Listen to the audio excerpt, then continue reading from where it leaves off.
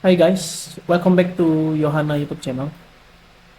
Seperti yang kalian udah tahu, eh, Yohana tuh udah berpulang ke rumah Tuhan di 17 April 2023 yang kemarin itu karena sakit kanker payudaranya itu udah metastasis ke banyak area dari penyebaran ke tulang tengah yang di sebelah sini, lalu ke tulang belakang, terus getah beningnya juga udah ada penyebaran karena itu tangannya suka bengkak.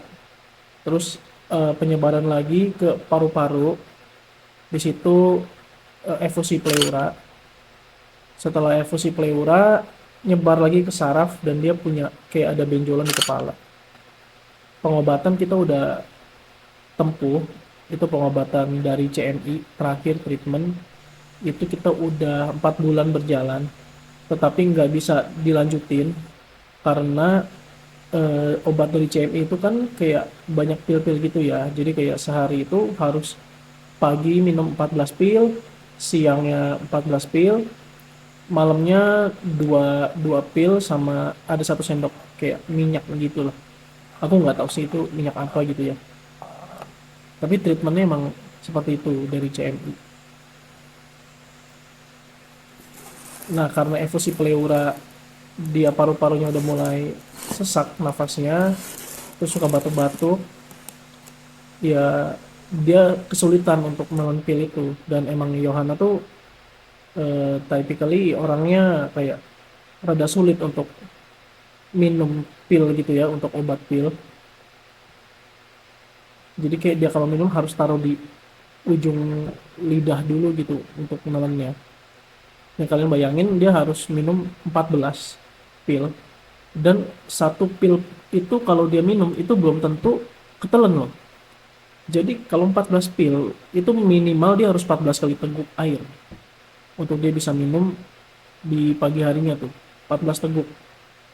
Nah karena sulitnya untuk mengkonsumsi obat dari CMI, obat herbalnya dia, akhirnya kita balik lagi ke medis. Mungkin aku ceritain kronologinya dulu kali ya. Jadi awal mulanya itu di 2019 itu kita udah tahu bahwa itu ada benjolan di area payudara sebelah kirinya Yohana.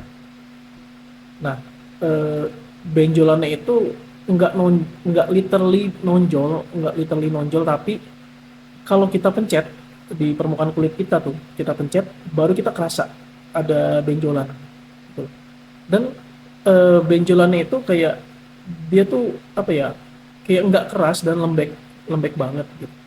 Jadi dia bisa digoyang-goyangin gini, diputer-puter dia masih bisa ngikut muter. Tapi dia stay on its position, jadi hanya di satu posisinya aja tuh. Waktu itu kita emang udah tahu itu ada benjolan. Emang Yohana pun juga nggak berpikir bahwa ini akan menjadi serius. Aku pun juga sama, aku nggak aware dan aku nggak tahu, nggak pernah ngalamin hal-hal kayak gini dan nggak pernah menduga, nggak pernah expect bahwa Yohana tuh akan kena kayak gini. Jadi 2019 itu kita ke rumah sakit Ciputra untuk ngecek ke dokternya ini benjolan apa. Nah dari rumah sakit Ciputra dia cek, biasanya ini tumor, dia bilang ini tuh ada tumor, dan biasanya memang di setiap cewek tuh ada benjolan kayak begitu. Cuman apakah dia jinak atau ganas itu harus diuji. Nah di case nya Yohana itu benjolannya itu kayak masih terlalu kecil buat dilakuin tindakan. Jadi sama dokternya itu kita disuruh balik tuh 3 bulan kemudian. 3 bulan kemudian. Salahnya kita adalah kita nggak aware tuh sama apa yang dibilang dokter. Akhirnya kita balik setelah udah bergejala. Jadi bergejalanya itu benjolannya itu eh dia kerasa lebih kecilan tetapi melebar. Terus dia tuh bentuknya tuh seperti oval dan keras udah kayak tulang. Dan itu setelah setahun itu kita baru sadar setelah udah ada gejala. Nah, jadi eh gejalanya itu tuh ada nyeri, perasaan nyeri tapi nggak terus-terusan nyerinya. Jadi dia tuh nyerinya tuh kayak dicakar dari dalam, kayak dicakar kucing gitu, cek gitu. Hanya sekali-sekali aja. Jadi setiap hari mungkin atau dua kali. Dan itu nggak terus-terusan. Jadi setelah cek itu udah hilang. Makanya kan kadang Yohana lagi naik motor dia kayak ada yang nyakar dari dalam gitu di payudara sebelah kirinya kan di sebelah sini ya. Nggak literally di sini benjolannya, tapi dia rada ke sini dikit, deket area ketiak. Jadi kayak ada yang nyakar. Lama-lama kan ganggu banget. Akhirnya kita mutusin untuk coba kontrol ulang. Tetapi kontrol ulangnya ini ke rumah sakit Bakti Mulia ya, yang dekat Selipi itu. Nah akhirnya kita daftar itu ke dokter bedah pertama kalinya tuh. Dan itu emang dokternya emang udah bilang benjolan itu udah nempel banget sama kulit. Jadi itu udah harus ditindakkan.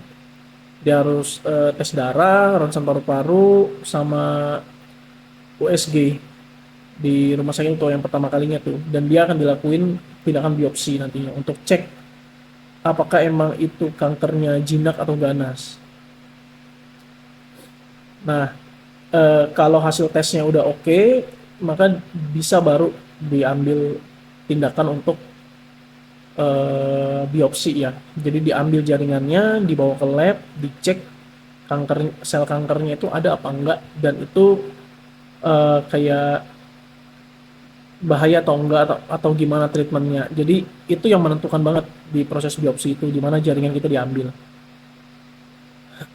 Nah setelah itu di 14 Juli 2020 itu kita udah mulai lakuin tindakan yang pertama sampai selesai di biopsi itu tanggal 15 Juli. Nah, jadi setelah di biopsi itu kita akan ada namanya kontrol jahitan hasil operasi. Karena biopsi itu kan operasi juga, termasuk tindakan operasi. Nah, itu kontrol jahitan segala macam dan keluar ternyata hasilnya itu udah karsinoma mamae invasif no special type. Jadi itu udah langsung detik itu juga ditulis grade-nya itu udah grade 3. Nah, di situ uh, itu menentukan banget. Menentukan banget itu anggapannya kemanapun kita ambil treatment, di situ titik permulaan, titik awal yang mungkin bisa nentuin hasil akhir.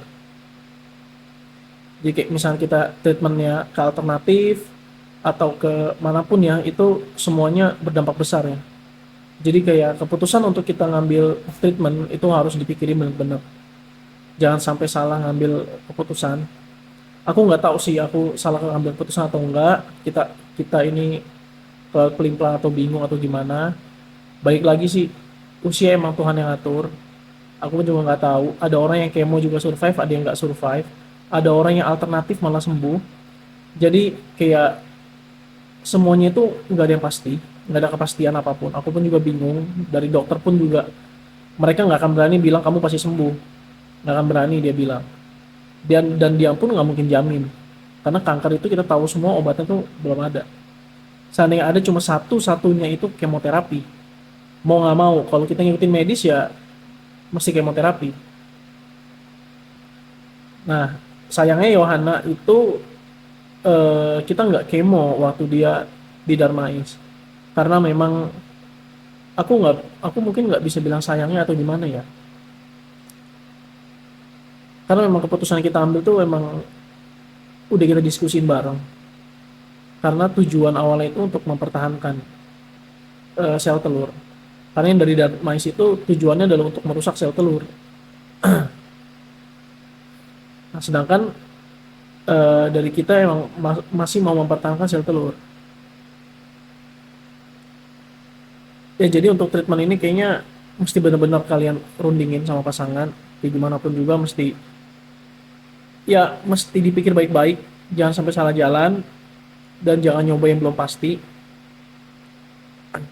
Jadi ya lebih baik sih kalau aku saranin mungkin ya buat kalian yang masih treatment medis, mendingan ke medis, tetapi dibantu juga sama pengobatan komplementernya. Nah, balik lagi ya. Jadi tadi setelah habis selesai kontrol jahitan, itu jahitannya udah mulai kering, itu dirujuk ke rumah sakit kanker Darmais tuh. Itu tanggal 25 Agustus 2020 itu udah dirujuk ke Darmais, dan itu harus dicek ulang kayak USG lagi, payudara lagi, ronsen lagi, tes darah lagi, abdomen sama scan tulang. Itu di Darmais. Nah, terus ternyata memang dari dokternya itu eh, ada ngejadwalin untuk tindakan untuk ngebersihin ulang. Jadi yang udah diambil biopsi itu akan dioperasi ulang buat dibersihin, takutnya masih ada sel kanker yang belum diambil tumornya. Nah, saat itu memang kita dikasih pilihan mau dimastektomi atau BCT aja. BCT itu eh, breast conserving therapy ya. Ya itu kayak diambil gitulah bagian. Nah, cuman kita memutuskan saat itu untuk diambil sebagian karena banyak pertimbangan banget. Kalian kalau kalau kalian cewek tuh kalian pasti tahu lah pertimbangannya gimana, kemoterapi atau BCT. Jadi hanya diambil jaringannya. Aku nggak gitu tahu, tapi yang aku tahu adalah eh, biasanya wanita akan mempertahankan sih kewanitaannya dia, entah payudaranya atau terlebih ya sel telur, karena itu kritikal banget sih, kritikal banget, dan itu organ yang benar-benar penting banget, jadi pasti dipertahanin. Nah, saat itu juga aku berpikirnya aku mau pertahanin, dan Yohana pun juga sama, jadi kita udah sepakat tuh buat pertahanin untuk diambil sebagian aja. Ya pada intinya kita ngambil keputusan untuk mempertahankan lah payudara sama sel telur. Makanya dari situ muncul banyak alternatif tuh yang memang ditawarin ke kita ya, kayak pengobatan herbal pakai Lingsen Yao atau pengobatan herbal pakai hemohim. Ada banyak juga yang nawarin kayak matras matras listrik gitu, katanya bisa nyembuhin segala penyakit, sampai ke apa ya namanya, propolis. Banyak banget sih yang nawarin madu madu ya. Itu kayak apa ya, begitu banyak opsi lah yang datang, dan memang di sini semua keputusan ya semuanya tuh kayak mesti aku yang ngelit, jadi aku yang pimpin keputusannya mau kemana. Nah, saat itu emang aku eh, cari-cari pengobatan alternatif, dan memang ketemunya tuh CMI. Sebelum CMI juga kita udah ada coba sih beberapa, itu mahal banget, kayak Pakar Herba Indonesia tuh yang di Semarang, Muda Halimah. Kita sempat ke sana satu kali, cuman karena emang dia itu kan herbal yang direbus ya, jadi rasanya tuh bener-bener pahit pahit sekali dah. Nah, si Yohana kelihatannya nggak bisa tuh, karena terlalu pahit, dia nggak kuat.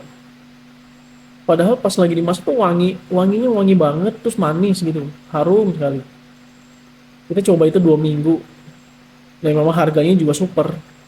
Itu nggak beda sama CMI sih kelihatannya harganya, kayak 17 jutaan gitu per per 2 minggu. Nah, itu mahal sih. Kita udah coba, emang kita coba 2 minggu itu.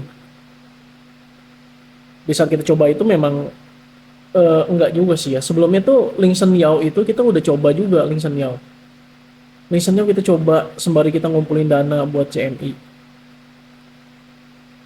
Kita coba Lingsen Yao. Nah, saat kita coba Lingsen Yao itu di minggu yang kedua kalau nggak salah, itu payudaranya tuh udah mulai itu kering, kering kayak berkerak, terus kayak mulai rontok gitu loh putingnya. Aku benar-benar ngikutin semua prosesnya tuh, dari payudara yang masih normal sampai payudaranya tuh udah jadi luka, luka basah banget, nyebar sampai ke dada, sampai ke area sini penyebarannya tuh, sampai akhirnya balik lagi jadi daging. Jadi payudara yang udah rusak ya, itu bukan yang nggak bisa kering, bisa banget kering. Karena Yohana itu terakhir kering kok, lukanya kering. Penanganannya itu ya masih mesti telaten, masih telaten juga. Karena aku diajarin tuh bersihnya kan harus pakai air infus ya, air infus, dan yang jadi nanah itu harus dilap, harus dibersihin setiap hari lah. Dulu aku sehari 2 kali, tapi di rumah sakit RSPAD yang terakhir pengobatan kita terakhir medis itu diajarin katanya 1 hari sekali aja. Jadi bersihinnya hanya sekali aja, cuman pakai perban yang tebel karena dia nggak boleh sering katanya kena cairan. Udah cuma pakai cairan infus, dibersihin pakai kasa steril. Habis itu pakai sufratul, ditutup pakai sufratul, lapis lagi perban perban yang tebel. Jadi cara penanganannya gitu tuh.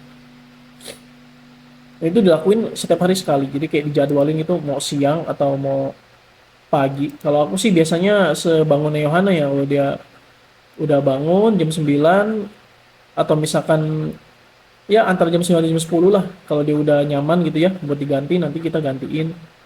Menggantiin aku atau mertua mamanya Yohana.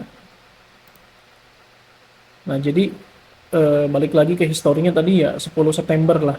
10 September itu baru dapat jadwalnya tuh untuk tindakan. Nah, tanggal 11-nya itu dia kayak ada scan tulang di Darmais. Nah, di situ yang kita tahu tuh ada penyebaran tuh ke tulang. Ya udah, jadi karena ada penyebaran ke tulang ya, dokter juga mikir ini udah metastasis lagi. Karena itu saat itu tulangnya suka sakit, suka nyeri. Jadi penanganannya itu ada di radiasi, ada juga dia tuh pakai namanya Zometa infusion. Itu sejenis vitamin tulang.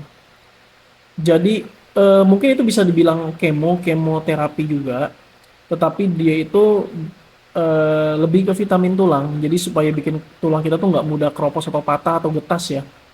Jadi Zometa infusion itu ngefek serius, ngefek banget dan bagus banget sih. Sama radiasi itu juga ngefek banget. Jadi kalau misalkan tulang ada sakit, itu di radiasi itu bagus banget karena aku ada baca di salah satu artikel kalau nggak salah, eh, radioterapi radioterapi itu paling efektif kalau dia nembak ke tulang. Jadi kalau misalkan ada penyebaran ke tulang itu radioterapi lah yang paling bagus gitu loh, dan chance untuk ngebunuh kankernya itu emang paling besar di tulang. Jadi kemungkinan tinggi banget tuh buat hancurin kanker yang ada di tulang. Nah, akhirnya 27 Oktober itu dia scan MRI sama toraks. Di Novembernya udah konfirmasi ada penyebaran ke tulang dada. Dia lakuin tindakan buat kemo tulang pakai Zometa infusion tadi. Setiap 1 bulan itu selama 2 tahun.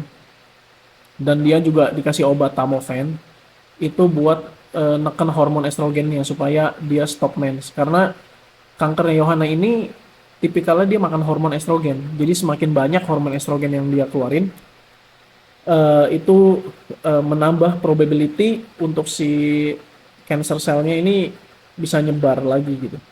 Karena itu dia harus stop mens. Dan dokter makanya kepengen banget tuh buat supaya sel telurnya rusak. Saat itu emang dokter yang nanganin Yohana sih emang bilang begitu terang-terangan. Kalian kan kalau kalian ngikutin videonya Yohana, kalian bisa lihat yang waktu Yohana share update pengobatan, atau yang judulnya itu kayak read description box gitu kan. Itu emang apa yang dia ngomong itu apa adanya loh. Jadi itu nggak dibuat-buat sama sekali ya. Kita cerita apa adanya aja, apa yang dokter bilang. Akhirnya ya udah, dapat operasi buat BCT itu tanggal 11 Februari tuh. Nah, itu dikasih pilihan tuh mau mau diangkat sebagiannya atau di mastektomi. Itu penentuan di situ tuh. Jadi kayak dokter udah suruh tanda tangan, kita udah fixnya mau yang mana.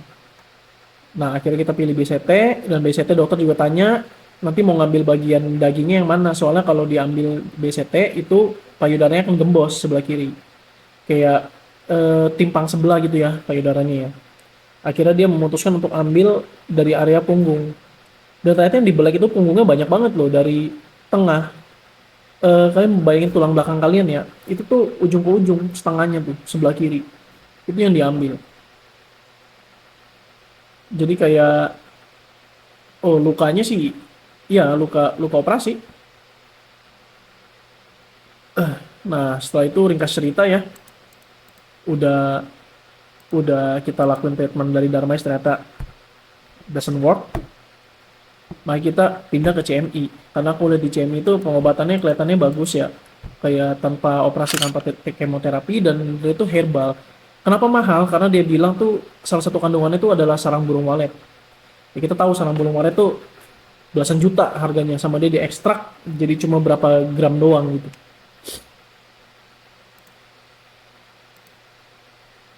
Jadi ya begitulah ya.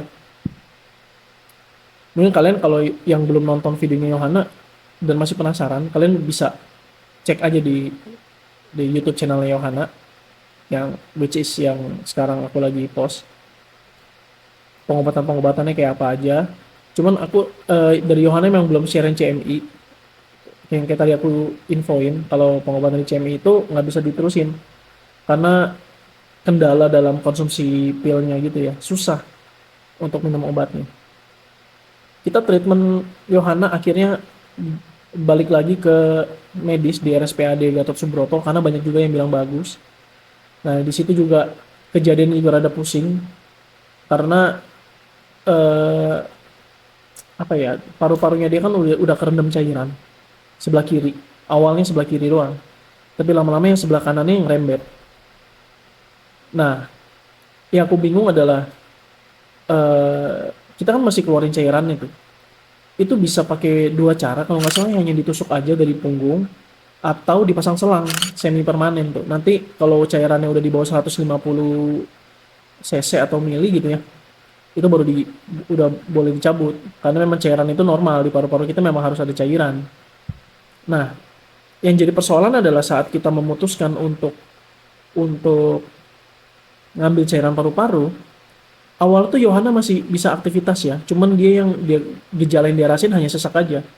Tetapi keluar dari ruang operasi setelah ngambil paru-paru yang sebelah kiri, mendadak jadi nggak bisa jalan. Jadi dia hanya bisa berdiri gitu ya, bisa berdiri bisa, tapi nggak bisa jalan, susah banget tuh buat jalan, dan dia sakit banget, sakitan. Itu aku nggak tahu tuh apakah ada apa gitu ya, aku juga bingung. Padahal sebelumnya tuh nggak apa-apa. Logiknya kalau misalkan dia di IGD nggak kenapa-napa dan dia itu diambil cairannya di paru-paru sebelah kiri, mestinya kan hal yang dia rasain itu adalah udah nggak sesek. Harusnya dia bisa jalan, tetap bisa jalan karena di awal pun juga dia bisa jalan. Nggak kita bopong-bopong gimana, enggak. Akhirnya malah setelah keluar dari pemasangan selang itu, selang IPC, malah nggak bisa jalan. Dan yang kedua, di paru-paru sebelah kanan, itu setelah setelah ada cairan juga, dan setelah dipasang selang lagi yang sebelah kanan, mendadak nggak bisa berdiri. Jadi itu kayak berentetan gitu loh kasusnya, dan itu dua kali kejadian. Jadi aku sama si mami, mamanya Yohana tuh engeh banget gitu kalau ini tuh lo kok jadi begini gitu. Aku nggak tahu ya apakah memang ada saraf yang ketarik atau gimana, atau sel penyebaran kankernya itu pas banget setelah dia selesai operasi atau gimana, aku nggak tahu. Aku juga nggak mau ngejudge, aku cuma sharing, nggak mau nyalain pihak manapun. Aku ya sharing aja apa yang aku rasain sebagai pendamping Yohana. Dan emang ini belum diceritain di YouTube-nya Yohana, jadi kan aku sembari ceritain aja yang belum diceritain ya.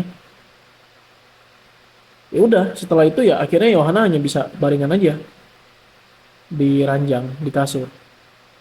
Nah akhirnya kita minta request supaya ada orang fisioterapi juga yang datang supaya bantu, supaya dia tuh bisa olahraga, minimal badannya ada gerak gitu. Jadi kalau dia di kamar doang, dia tiduran doang kan nggak bisa gerak, lama-lama ya gimana dong, kaku. Kita kan mesti gerak, mesti aktivitas. Kalau nggak ya makin nggak bisa digerakin nantinya tuh. Ya jadi kondisinya emang begitu.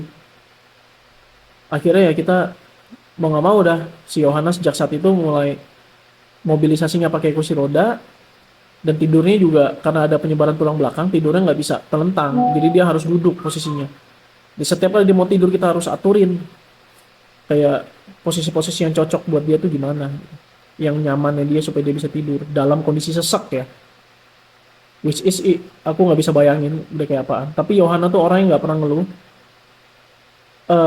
Dia pun sakit pun dia nggak pernah teriak-teriak. Dia cuma bilang tulangku sakit, atau dia ada bilang "Aduh, lehernya sakit". Udah cuma gitu doang, nggak pernah teriak-teriak kejar-kejar, nggak. Anti nyeri pun kita pakai, itu kan kita udah dikasih anti nyerinya kandungannya morfin, itu Durogesic patch yang 25, ada yang 12,5, ada yang 25. Pertama kita pakai yang 25 itu si Yohana terlalu ngantuk, jadi untuk makan juga susah banget, ngantuk sekali dia. Akhirnya kita pakai yang 12,5 tuh, kalau dia sakit banget ya dan dia butuh tidur baru kita pakai itu. Kalau nggak pakai itu sama sekali nggak minum anti nyeri. Nggak tahu kenapa dia orangnya nggak mau minum anti nyeri sama sekali tuh. Jadi ya udah dirasain sendiri aja. Dia nggak bilang aduh sakit gini segala macem. Dalam kondisi susahnya dia pun masih bisa support kita, masih perhatian. Kayak Gustaf udah makan belum? Mami kepiye puasanya? Bisa ndak? Kalau nggak kuat jadi paksain mami. Mami biarin Gustaf kerja dulu, meeting dulu, nggak usah diganggu. Jadi kayak dia tuh bisa perhatiin orang gitu loh. Dengan kondisi dia yang kayak begitu, which is sih, itu eh, nggak ngerti lagi deh. Kok bisa ya dia kayak gitu? Terlalu indah.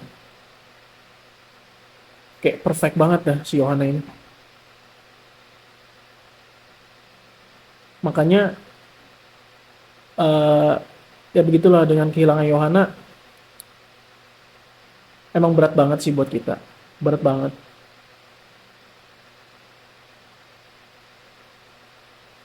Tapi emang perjalanan hidupnya mungkin udah digarisin sama yang di atas.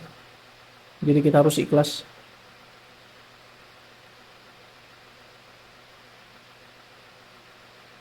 Nah, makanya kita balik lagi ya. Saat itu emang Yohana tuh di RSPAD udah jalanin kemoterapi tapi yang oral. Jadi dia kemoterapinya tuh diminum sehari, satu kali, satu atau dua kali, tapi namanya itu Tasral. Jadi dia akan minum itu tuh, nggak boleh lupa tuh setiap hari. Dia harus minum Tasral itu. Itu udah jalanin dan memang kelihatannya lukanya kering itu bisa jadi karena Tasral ini juga ya. Lukanya tuh bisa kering. Nah, satu lagi perlu kalian perhatiin, kalau misalkan eh, pasien itu hanya di ranjang aja, itu harus sering dibolak-balik ya. Maksudnya ganti posisi setiap 2 jam sekali sih direkomendasiinnya supaya peredaran darahnya lancar dan nggak bertumpuk ke satu titik doang. Karena di kasusnya Yohana itu eh, mohon maaf, di area bokongnya itu ada luka karena posisinya mungkin kelamaan. Padahal kita sering bolak-balikin, tapi masih bisa luka tuh. Nah saat itu yang kita curigain karena ranjangnya itu kesek banget. Jadi kayak tipe yang panas, kesek gitu, keras. Akhirnya malah nggak cocok buat pantatnya, nggak ada udara masuk. Jadinya ya menyebabkan luka. Makanya itu perlu diperhatiin sih untuk dibolak-balikin setiap 2 jam sekali. Ke kiri 2 jam, ke kanan 2 jam, ke tengah 2 jam, terus dirotasi. Kecuali dia lagi tidur ya, lagi tidur jangan dibangunin. Karena kalau orang sakit itu waktu tidurnya itu berharga banget. Karena sekalinya dia bangun, kalau dia nyeri dia nggak bisa tidur gimana? Jadi ya itu berharga banget sih waktu itu. Jadi kalau lagi tidur ya jangan dibangunin kecuali memang dia perlu untuk sesuatu gitu ya, kayak minum obat atau apa gitu ya. Tapi kadang juga kita suka nggak tega banguninnya. Ya gimana? Orang dia nggak bisa tidur, selagi dia bisa tidur susah kan? Kalau kita bangunin salah. Jadi setiap tindakan yang kita lakuin tuh kayak pro kontra semua. Jadi kayak nggak ada kebenaran mutlak di sini, nggak ada kebenaran mutlak. Semuanya itu ya nggak tahu, nggak ada yang tahu. Aku pun juga nggak tahu harus ngapain. Sampai nafas terakhirnya itu juga karena paru-parunya udah sesek banget. Itu dia 24 jam oksigen. Kalau oksigen dicopot, itu saturasi bisa ngedrop di bawah 75. Tapi kalau pasang oksigen, naik tuh. Terakhir ke naiknya tuh 95 ya.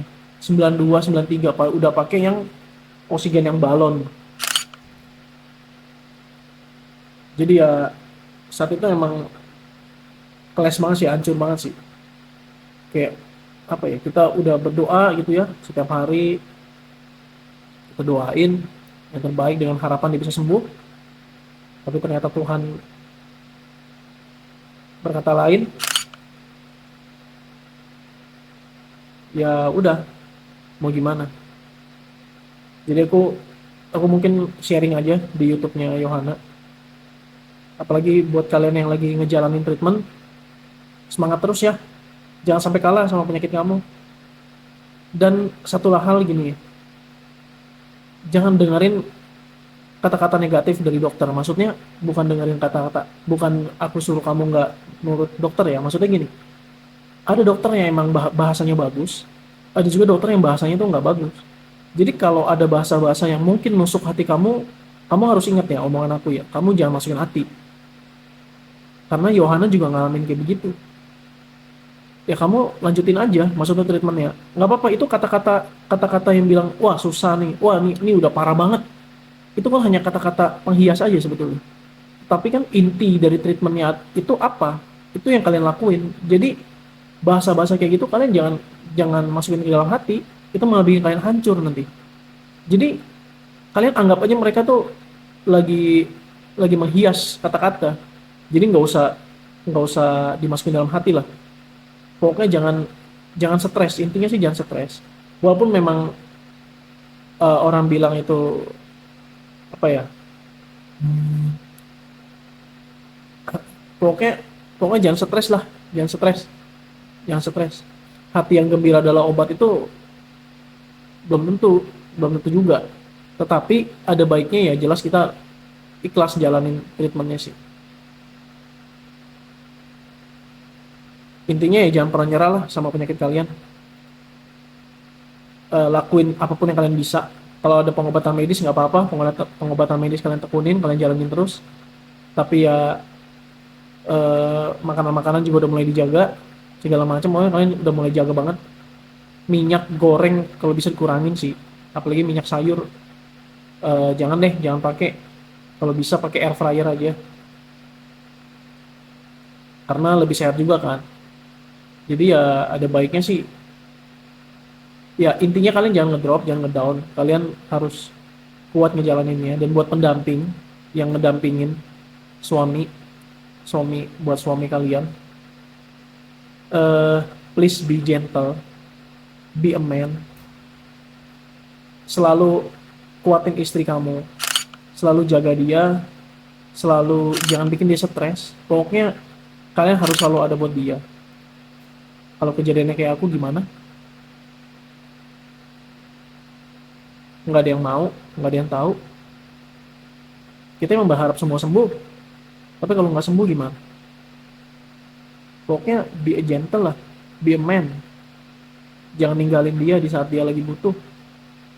Karena kalau orang lagi sakit kanker, itu dia tuh butuh pendamping hidup di sebelahnya dia sama keluarga. Support system itu yang paling penting. Jadi jangan jadi pengecut.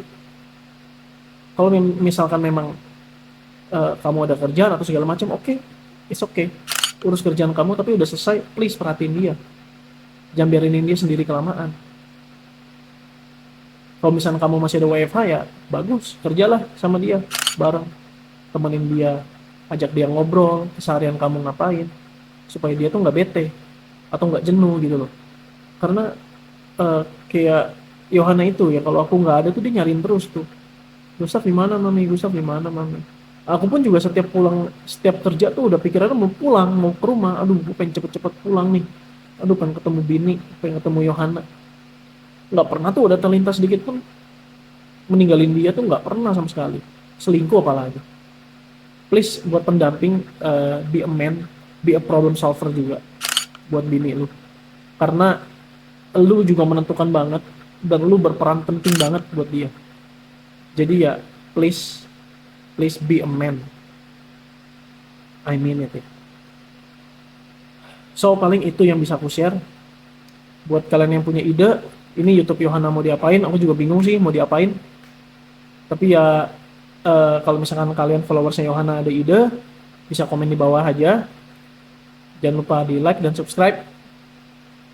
Ya walaupun yang pengelolanya udah nggak ada, tapi ya ini channel dia. Like, subscribe, dan komen di kolom komentar. Buat kalian yang masih sakit kanker, buat kalian yang punya penyakit kanker, semangat terus dan tetap berdoa. Semoga kalian semua sembuh dari sakit-sakitnya, supaya treatmentnya dimudahkan sama Tuhan. Dan apabila kalian yang memang mungkin butuh dana, nggak ada salahnya kok buat kalian galang dana juga di Kita Bisa. Dan buat semua orang yang udah bantu Yohana, yang udah support Yohana, yang udah ngebantu pendanaan Yohana di Kita Bisa, aku mengucapkan banyak banget terima kasih. Semoga Tuhan membalas kebaikan-kebaikan kalian semua dan memberkati kalian semua dengan kesehatan dan rezeki yang berlimpah. Terima kasih guys, ini aja yang bisa aku sampaikan. Semoga nanti akan ada waktu lagi. Buat kalian yang mau tanya-tanya atau ngobrol, bisa langsung WA aku aja.